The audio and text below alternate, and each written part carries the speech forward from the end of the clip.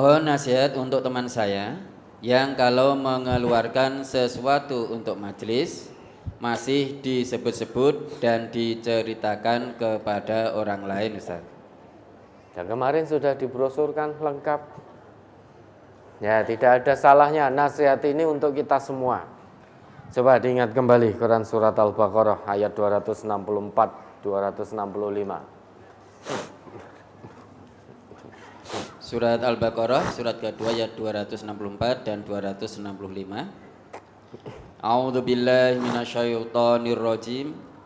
Ya ayyuhalladzina amanu la tubtilu shadaqatikum bil manni wal adza kalladzi yunfiqu malahu ria'an nasi wa la yu'minu billahi wal yaumil akhir.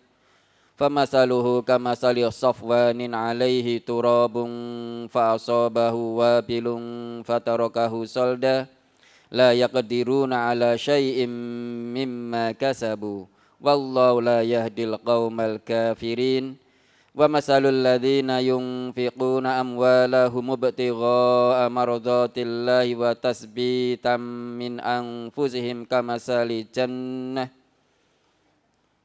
wa tasbitan min anfusihim kamasali jannatin bi rabwatin asabaha wabilun fa'atat ukulaha di'fain fa illam yusibha wabilun fatal wallahu bima ta'maluna basir. Hei orang-orang yang beriman, janganlah kamu menghilangkan pahala sedekahmu dengan menyebut-nyebutnya dan menyakiti perasaan si penerima.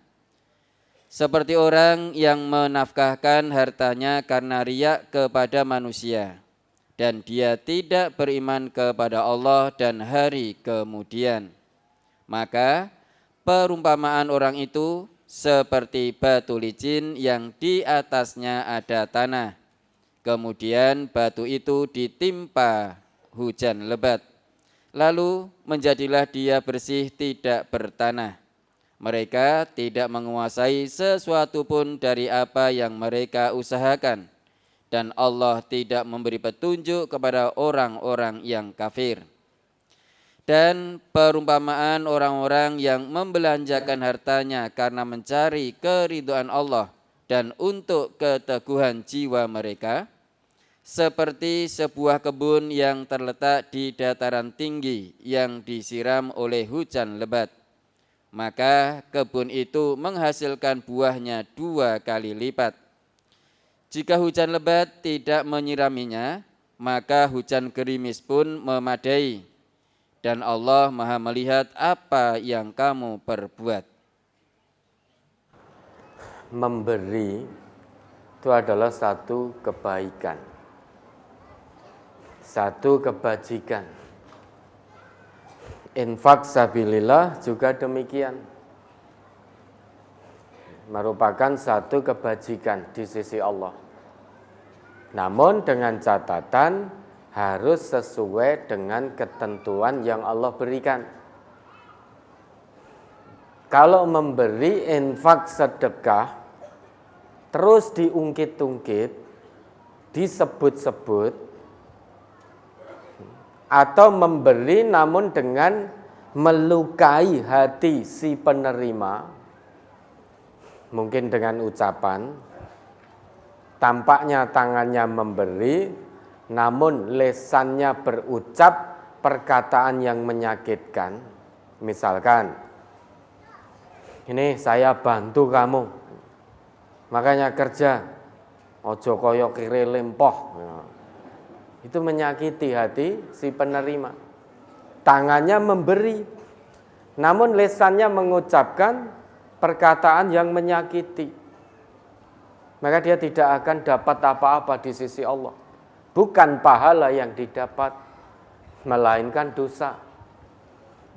Begitu pula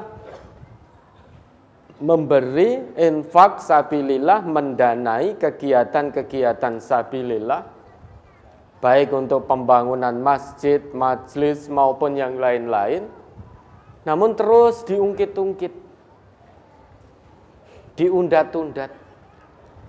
Setahun berlalu, 2 tahun berlalu, Sampai 5 tahun masih diingat-ingat.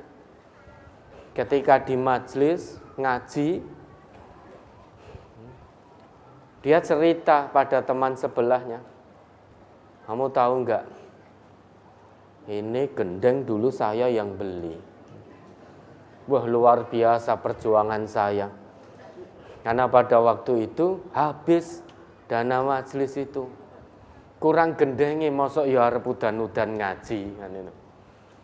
Wah, akhirnya saya banting tulang, banting daging ya, untuk membeli gendeng ini. Alhamdulillah sakniki kita termasuk jenengan bisa ngaji dengan nyaman. Padahal sudah berlalu. Sudah memberi, berlalu waktunya, ije dieling-eling terus dicerita-ceritake. Atau kalau tidak itu, mengungkit-ngungkit terus. Lah majelis ini bisa seperti ini, bisa berjalan seperti ini. Siapa yang infak paling besar kalau bukan saya? Jenengan kan bapak-bapak pengurus juga perso, juga tahu. Setiap ada kegiatan sabilillah, panjenengan paling urune mung sithik. Yang nutup mesti saya, yang nutup mesti saya. Lah ngono kok saya salah sithike ya ditegur piye karepe. Apa ndak ingat dengan jasa-jasa saya? Sudah infak untuk kepentingan majelis ini. Kalau itu terus-terusan diungkit, maka hati-hati. Bukan pahala yang didapat, tetapi pahalanya rusak di sisi Allah. Oleh karenanya, kalau kita ngaku beriman, hati kita ini dipenuhi dengan keimanan, kita diwanti-wanti, diingatkan oleh Allah betapa bersyukurnya kita sebagai hamba Allah yang beriman. Terus menerus diingatkan oleh Allah. Salah satunya dalam ayat ini. Ya ayyuhalladzina amanu. Kan kita sedang disapa oleh Allah. Ayat ini tidak sedang mengatakan ya ayyuhan nas, wahai segenap manusia. Tidak sedang mengatakan ya ayyuhalladzina aslamu, hai orang-orang Islam. Tetapi ya ayyuhalladzina amanu, hai orang-orang yang telah menyatakan dirinya beriman. Sebagai tanda bukti keimananmu, la tubtilu shadaqatikum bil manni wal adha. Jangan kamu rusak pahala sedekahmu dengan mengungkit-ngungkit sedekah atau pemberianmu. Dan jangan pula kamu rusak pahala pemberian atau sedekahmu dengan menyakiti hati si penerima. Jadi tidak mengungkit-ngungkit sedekah, infak, pemberian, dan tidak menyakiti hati si penerima, itu sebagai tanda bukti keimanan kita di hadapan Allah. Kalau sampai kita memberi namun menyakiti hati si penerima, itu sama dengan sesuatu yang diberikan oleh seseorang karena riya, ingin mengharapkan pujian dari manusia. Kalladzi yunfiku ma lahu ria'an nas. Perumpamaan orang yang mengungkit pemberian, perumpamaan orang yang menyakiti hati si penerima, itu seperti perumpamaan orang yang memberi karena riya. Yang kedua, perumpamaannya seperti orang yang tidak iman pada Allah dan hari akhir. Jadi orang kafir itu dia memberi tidak akan dapat pahala apa-apa di sisi Allah. Orang yang memberi atau sedekah tanpa landasan keimanan kepada Allah, dia tidak akan mendapatkan apapun. Baik yang mengundat pemberian, mengungkit pemberian, atau yang menyakiti hati si penerima, atau memberi karena mengharap pujian manusia, atau memberi tanpa landasan keimanan, itu sama. Famathaluhu kamasalis safwanin alaihi turabun fa'asabahu wabilun fatarakahu solda.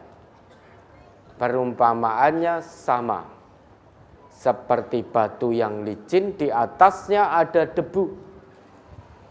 Kemudian batu licin yang berdebu itu diterpa hujan yang sangat lebat. Setelah itu, batu itu kembali licin, tidak ada lagi debu di atasnya. Sama, kita memberi, mengira bahwa dapat pahala, tapi diungkit-ungkit pemberiannya, yang diberi terus diingatkan, bahkan memberi menyakiti hati yang menerima, memberi karena ingin dipuji, memberi tanpa landasan iman, itu pahalanya hapus seperti debu di atas batu yang terkena hujan lebat tadi. Hapus, la yaqdiruna ala syai'im mimma kasabu. Tidak dapat apa-apa dari apa yang telah dilakukan. Wallahu la yahdil qaumal kafirin. Bahkan dikatakan oleh Allah, orang yang seperti itu mengungkit-ungkit pemberian, menyakiti hati penerima, memberi karena mengharap pujian, itu ternyata punya sifat kekufuran, punya sifat kekafiran, menolak kebenaran. Kafir itu tidak harus selalu di luar Islam, karena namanya kafir itu makna asalnya menutup apa? Menutup kebenaran yang datangnya dari Allah. Maka orang yang ngaku Islam, dia memberi namun mengungkit, dia memberi namun menyakiti, hakikatnya dia juga menutup kebenaran dari Allah. Karena kebenaran dari Allah itu memberi dengan ikhlas, jangan diungkit-ungkit, jangan menyakiti hati si penerima, jangan mengharap pujian manusia. Itu kebenaran yang datangnya dari Allah. Lah kok diungkit, lah kok menyakiti, berarti dia menolak atau menutup kebenaran yang datangnya dari Allah. Meski ngaku Islam, namun ternyata perbuatannya punya sifat-sifat kekufuran. Oleh karena itu, dalam satu sabda beliau, Nabi kita bersabda dengan tegas, salasatun la yadkhulunal jannah. Ada 3 golongan yang tidak akan masuk surga. Yang pertama, al-aqu liwalidayhi, orang yang durhaka pada orang tuanya. Yang kedua, wal mudminu alal khamri, peminum khamr, tukang mabuk, itu tidak akan masuk surga. Yang ketiga, wal mannanu bima a'ta, orang yang suka mengungkit-ungkit pemberian. Ternyata ancaman dari Nabi pun sangat tegas sekali. Tidak akan masuk surga orang yang suka mengungkit pemberian. Salah satun la yadkhulunal jannah, 3 golongan yang tidak akan masuk surga. Al-aqu liwalidayhi, orang yang durhaka pada orang tuanya. Kemudian wal mudminu alal khamri, pemabuk. Kemudian wal mannanu bima a'ta, orang yang suka mengungkit-ungkit pemberian. Ancamannya tidak masuk surga. Maka kalau Bapak Ibu memberi, jangan pernah mengungkit. Sesuatu yang sudah diberikan itu sudah berpindah milkiyahnya, berpindah kepemilikannya, tidak lagi milik kita. Kita memberikan sesuatu berarti milkiyahnya, kepemilikan sesuatu itu sudah berpindah, bukan lagi milik kita, tetapi milik fulan atau milik orang yang kita beri. Lawang bukan lagi milik kita kok masih diungkit-ungkit, kan menjadi aneh. Maka biar tidak mengungkit sehingga menyebabkan batal amal sedekah. Nah, sesuatu yang sudah diberikan jangan diingat-ingat, segera lupakan. Begitu kita beri, diterima, ridho biridho, sudah lupakan. Jangan diingat-ingat terus. Kalau diingat-ingat terus, itu menyebabkan kita akan ngungkit nanti. Saat kita berada dalam kesulitan, karena kita terus ingat apa yang telah kita berikan pada seseorang, kemudian kita akan ungkit. Misalkan, kondisi saat ini mungkin kita sedang kesulitan. Dulu kita pernah diberi kelapangan oleh Allah. Sehingga misalkan kita bisa membiayai anaknya Mbak Yu atau anak Mas kita sekolah. Nah, saat ini kondisi kita sedang sulit. Mbak Yu kita atau Mas kita sedang diberi kemudahan oleh Allah. Terus kita ungkit. Apa kowe railing Mas? Pak kamu enggak ingat, Mbak, dulu anakmu itu sekolah saya sing ngragati. Dulu waktu kamu kesulitan, anakmu yang sekolah, saya yang ngragati. Kalau tidak saya ragati, ora mungkin iso sekolah. Lah sekarang saya kesulitan. Maka giliranmu untuk membantu saya. Oh, ini berarti mengungkit apa yang sudah diberikan. Kapan? Lah perailing 15 tahun yang lalu. Masih ingat terus.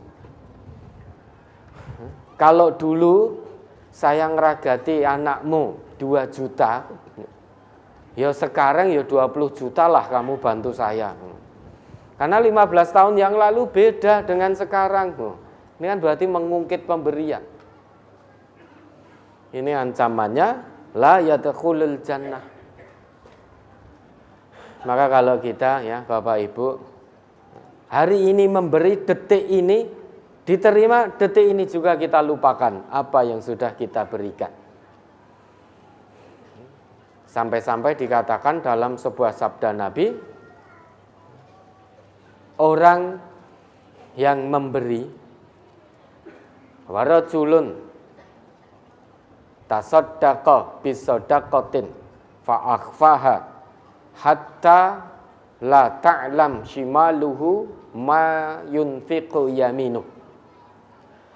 Seseorang yang berinfak, bersedekah, memberi, kemudian menyembunyikan sampai-sampai tangan kirinya tidak mengetahui apa yang diberikan oleh tangan kanannya, itu dijamin oleh Nabi kita mendapatkan naungan dari Allah. Pada hari tidak ada naungan selain naungan Allah. Sab'atun yudhilluhumullahu fi dhillih yauma la dhilla illa dhilluh. Ada 7 golongan yang kelak akan mendapat naungan dari Allah. Pada hari tidak ada naungan kecuali hanya naungan Allah. Salah satunya rajulun tasaddaqa bi shadaqatin fa'akhfaha hatta la ta'lama shimaluhu ma tunfiqu yaminuhu. Seseorang yang berinfak, bersedekah, memberi, kemudian dia menyembunyikan pemberian itu sampai-sampai tangan kirinya tidak tahu apa yang telah diberikan oleh tangan kanannya. Artinya dia memberi, saat itu juga dia lupakan apa yang sudah dia berikan. Sehingga tidak pernah mengungkit. Memberinya ikhlas karena Allah. Nah, makanya kalau memberi infak ikhlas karena Allah. Jangan mengharap pujian, jangan biar dikatakan dermawan. Karena kalau sampai kita mengungkit pemberian, menyakiti hati penerima, kemudian mengharap pujian, jangan-jangan termasuk satu dari 3 golongan yang dijanjikan oleh Nabi kita akan diberi keputusan di hari kiamat nanti, kemudian diseret masuk neraka. Nanti di hari kiamat ada 3 golongan. Yang pertama-tama diberi keputusan oleh Allah, dihisab. Inna awwalan nas yuqda yaumal qiyamati alaihi rajulun ustushhida. Jadi ada 3 golongan yang nanti akan diberi keputusan oleh Allah pada hari kiamat. Yang pertama, seseorang yang mati syahid. Kemudian ternyata syahidnya itu syahid abal-abal, syahid menipu karena dia berperang bukan untuk Allah, namun berperang untuk biar dikatakan sebagai seorang pemberani. Maka seret masuk neraka. Yang kedua, orang yang ngaji, belajar agama, orang yang hafal Quran, belajar tahsin dan lain sebagainya, tetapi bukan untuk Allah. Tujuannya biar dikatakan sebagai seorang yang hafal Quran, tujuannya biar dikatakan seorang yang bagus bacaannya, tujuannya bukan untuk Allah, tetapi biar dikatakan sebagai seorang yang alim, maka seret masuk neraka. Yang ketiga, nah ini yang terkait dengan pertanyaan.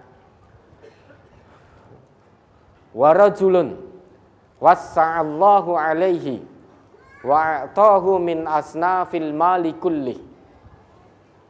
Seseorang yang Allah luaskan rezekinya, kemudian Allah berikan padanya aneka macam kekayaan. Fa'utiya bihi. Kemudian dia dihadapkan, dihadapkan pada nikmat-nikmat kebaikannya itu. Fa'arrafahu ni'amahu fa'arrafaha. Kemudian dia mengakui kebaikan-kebaikan nikmatnya itu. Allah berfirman, "Fama amilta fiha?" Apa yang telah kamu lakukan terhadap banyaknya harta? Aku telah berikan padamu harta yang melimpah. Apa yang telah kamu lakukan padanya? Dia menjawab, ma taraktu min sabilin tuhibbu ayunfaqa fiha illa anfaqtu fiha laka. Tidaklah aku tidak pernah meninggalkan satu jalan yang mana engkau wahai Allah sangat menyukai jika jalan itu didanai, melainkan aku biayai jalan itu hanya untukmu. Jadi dia menjadi orang yang terdepan untuk infak sabilillah. Bahkan sampai dikatakan tidak pernah meninggalkan kegiatan infak sabilillah. Selalu menjadi yang terdepan. Tapi oleh Allah dijawab, kadzabta, kamu bohong. Walakinnaka fa'alta liyuqala huwa jawadun. Tetapi kamu membiayai, tetapi kamu infak sabilillah itu tujuan utamamu agar kamu dikatakan sebagai seorang dermawan, sebagai seorang yang lomo. Faqad qila, tujuanmu sudah kamu dapatkan. Masyarakatmu sudah mengeluh-ngeluhkanmu sebagai seorang yang dermawan. Karena tujuanmu sudah kamu dapatkan, maka hari ini kamu tidak dapat bagian. Karena sudah hapus pahala infak pahala sedekahnya. Summa umira bihi. Kemudian diperintahkan kepada malaikat fasuhiba ala wajhihi. Orang ini tadi diseret di atas wajahnya. Summa ulqiya finnar. Kemudian seret masuk neraka. Infaknya tidak bermanfaat karena diungkit-ungkit. Nauzubillah. Maka jangan lagi, sudah stop, hentikan. Jangan suka mengungkit-ungkit. Jangan suka menyakiti hati penerima. Kalau memberi sudah, beri saja. Setelah itu lupakan. Secepat kilat lupakan. Karena milkiyah sudah berpindah. Kepemilikan sudah berpindah. Tidak lagi milik kita. Jangan diingat-ingat. Misalkan kita beri sepeda motor pada fulan biar lancar ngajinya. Begitu dia lewat, kita ngomong pada saudara ngaji, panjenengan pirsa mboten tahu tidak sepeda motor itu kemarin saya yang membelikan. Itu berarti mengungkit. Saat itu sudah hapus langsung amal kebaikannya, dan neraka dibuka lebar-lebar untuk dia masuki. Nauzubillah. Ya memang manusia itu sukanya mengungkit. Mengungkit apa yang sudah diberikan. Tujuannya apa toh? Mengungkit pemberian itu tujuannya apa coba? Enggak ada kebaikannya. Enggak ada kebaikannya sama sekali mengungkit pemberian. Justru kalau al-mannan bima a'ta, mengungkit pemberian, jaminannya neraka sudah.